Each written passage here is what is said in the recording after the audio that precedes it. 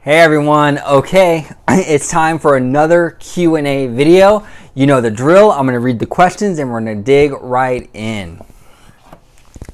Okay, so the first question comes from Theme Park Teen, and they're asking, is there a chance for a Cars Land expansion? They could use the Bugs Land area to make maybe the drive-in theater and other things from any of the films. Would really enjoy hearing your feedback. Well, thank you, Theme Park Teen, for your question. I do appreciate it. I love your idea. I really do.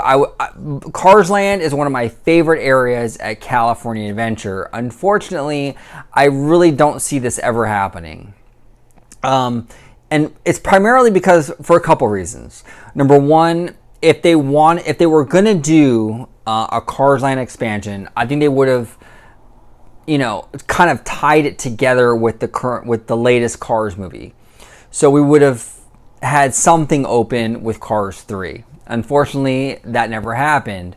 Number two, where Cars Land is positioned, it butts up against Bugs Land, like you mentioned, and also the empty lot behind Guardians Mission Breakout. And I think that whole area, the area behind Guardians Breakout, and even Bugs Land, there's a lot of rumors about Marvel taking over Bugs Land. I think that they're really saving that whole piece of property for Marvel. I think it's more of a priority for Disney. Not that I'm not saying I agree with that priority. I'm just saying my opinion. It seems like their priority is focused on getting Marvel into California Adventure, as opposed to expanding Cars Land. So they're going to utilize that space for Marvel. Unfortunately, like I said, Cars Land is one of my favorite areas at DCA. I would love to see it expanded upon. It'd be so great. But unfortunately, I just don't see that happening. What I do see happening, because Halloween time in Cars Land has been a huge success, I think we'll see an expansion of Halloween at Cars Land. I think we'll see an expansion of Christmas in Cars Land, and things like that. They'll expand offerings for holidays and events.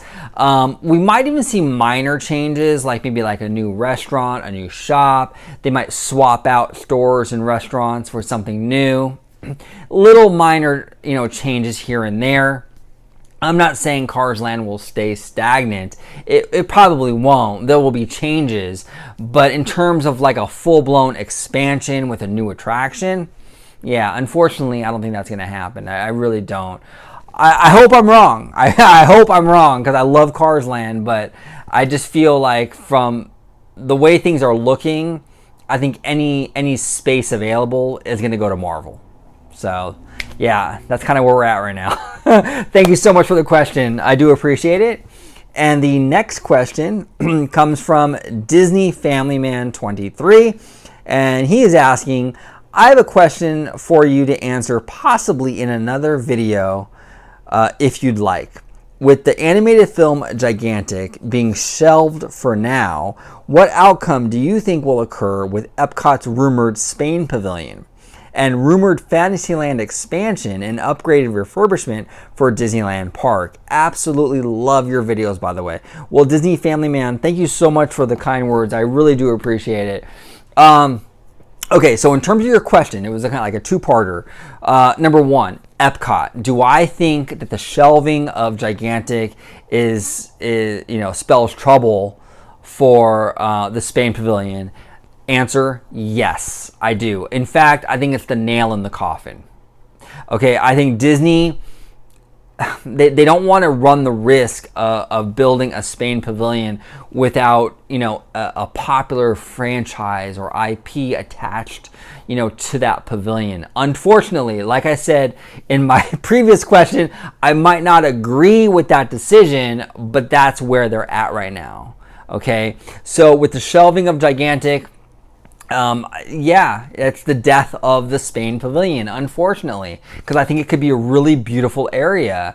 But I think Disney really wants to kind of protect themselves, from failure, and they're trying to tie everything in with a popular movie, unfortunately.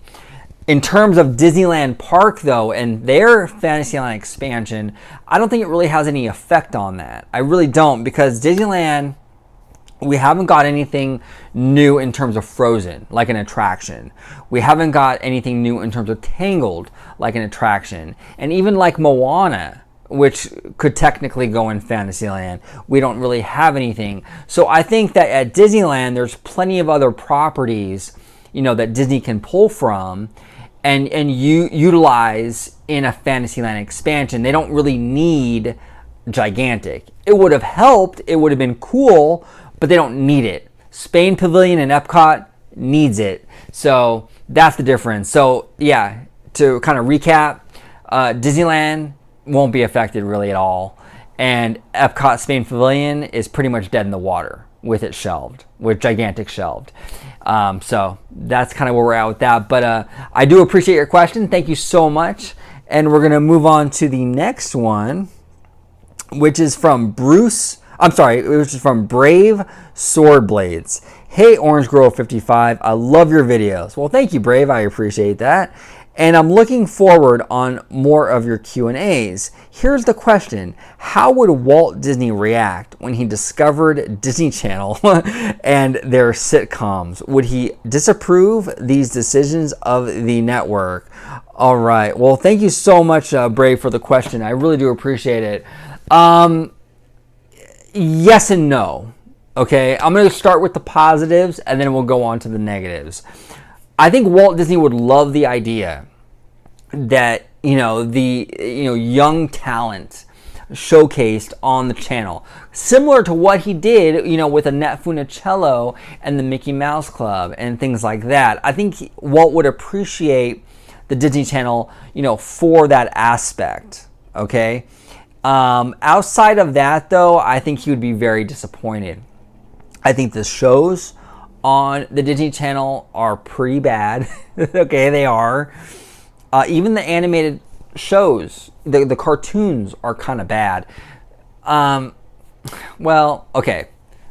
The past few years, I've been very critical of Disney television animation. With Gravity Falls, Phineas and Ferb, Yonder Over Yonder, and shows like that. The writing on the shows are fantastic. They're really entertaining, but they look like Nickelodeon and Cartoon Network ripoffs. Okay? They do. They look like ripoffs of every other kiddie network out there. So I expect more from Disney. I will say this though, Disney television animation has stepped up their game tremendously. I am ridiculously addicted to the new DuckTales reboot. Okay, it's like embarrassing how much I love the new DuckTales. The new Tangled series is extremely cute. Great little show. The art direction on that show is really beautiful. It's a great little series. It really is. They got a brand new show coming out, which looks really funny, about Big Hero 6. So Disney television animation, in my opinion, has really changed course, and they're moving in the right direction now. Where for a while there, it really was Nickelodeon 2.0. Okay? So, yeah, it's a mixed bag with Disney Channel. It really is, because I think a lot of their shows are really subpar with quality, and Walt Disney would really not be happy with that. But there's elements that he would like, like I said before, showcasing young talent like he did with the Mickey Mouse Club and Annette Funicello. So yeah, it's a real mixed bag. One thing that I think Walt really wouldn't have liked at all, though, regarding the Disney Channel, is how it really kind of just focuses on young people, like just young people. Okay, if you're not really like preschool age to about 17, there's not a whole lot on Disney Channel for you. Okay, and I think Walt Disney was more about family and everybody enjoying content, not just, preschoolers and teens and preteens, So I think on that aspect, he would also be very disappointed, because Disney Channel has turned into a kiddie network. It's for kids, it's for tweens. If you're over 17 or 18 years old, you've already outgrown the Disney Channel. So I think Disney Channel needs to diversify, definitely. They need to have more stuff on that network that kind of appeals to everybody. You know, it's sort of the same thing with the Disney Store. They had the same problem. It was all geared towards little kids and very little stuff for adults. So overall, I don't think Walt Disney would be too thrilled with the Disney Channel, although I do think there's little nuggets and little glimmers of hope mixed in there amongst the mess. But overall, yeah, Disney Channel is a hot mess. And you know, if I was running the company, if I was the CEO of Disney, I would completely overhaul that whole network. It needs a lot of work. So thank you so much for the question. I really do appreciate it. And the next question, our last question, comes from Juliet Luna. And Juliet is asking, this is Monique's niece. Monique is a friend of mine, so you guys know. I would like to ask a question for your next Q&A. What is your favorite Disney character of all time? It can be new or old. It doesn't matter. And I have another question for you. What is your favorite ride at California Adventure or Disneyland? All right, Juliet. Well, thank you so much for your question. I really do appreciate it. So to answer your first question, what is my favorite character? I'm going to have to go with Mickey Mouse. Mickey Mouse is my favorite character. He is the character that started everything. Okay, he's the character that jump-started the entire Walt Disney Company. Like Walt Disney said, it all started with a mouse. So I love Mickey Mouse. He really does hold a special place in my heart. He's a great little character. So yeah, he's my favorite for sure, hands down, no questions asked about that. In terms of your second question, what are my favorite rides for Disneyland and California Adventure? Disneyland would be kind of like a tie. I love Pirates of the Caribbean and I love Haunted Mansion. Those are essentially my favorites. So it's a tie. It's you know, those two rides. I think that whole era, the 1960s era of Walt Disney Imagineering was fantastic. And what they accomplished at that time with Pirates and Haunted is incredible. So those are my two favorite attractions at Disneyland. At California Adventure, I'm going to have to go with the Radiator Springs Racers. Every time I go to DCA, I go on this ride. I love, love, love it. So much fun.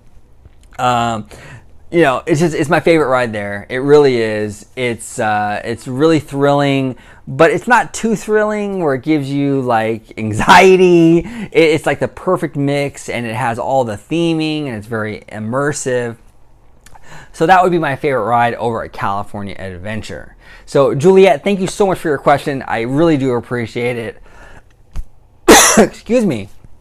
So what are your guys' questions? What do you, like, if you have any questions on your mind in terms of Disney, the theme parks, the movies, whatever it may be, leave it below. I'll answer it in another Q&A, or maybe it'll get its own video. Sometimes I do that.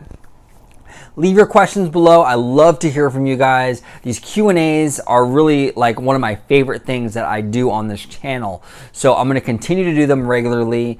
So thank you so much to everyone who contributed, and for everyone that will leave questions below. Thank you. Like, subscribe. I do content on Disney all the time. And as always, have a magical day.